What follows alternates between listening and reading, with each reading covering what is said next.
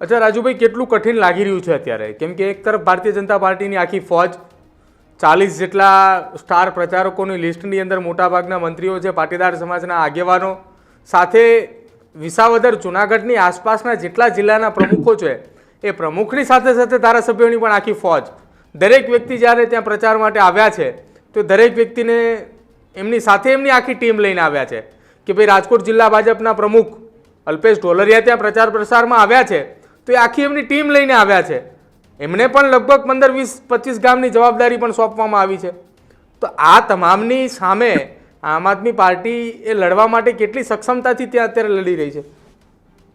બહારથી ગમે એટલા પણ નેતાઓ આવશે, મતદાન તો અહીંના લોકોએ જ કરવાનું છે. ભારતીય જનતા પાર્ટીની લડાઈ આટલી બધી મજબૂતાઈથી શું કામ લડે છે? શા માટે આટલા બધા સ્ટાર પ્રચારકો વિસાવદરમાં આવે? શા માટે માત્ર વિસાવદરની જ ચર્ચા થાય છે?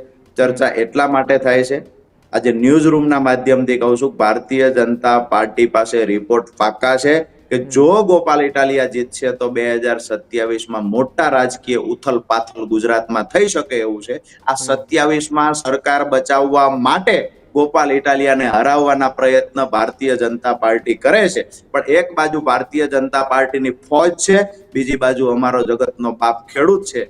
ખેડૂત અને ભારતીય જનતા પાર્ટીની લડાઈ છે.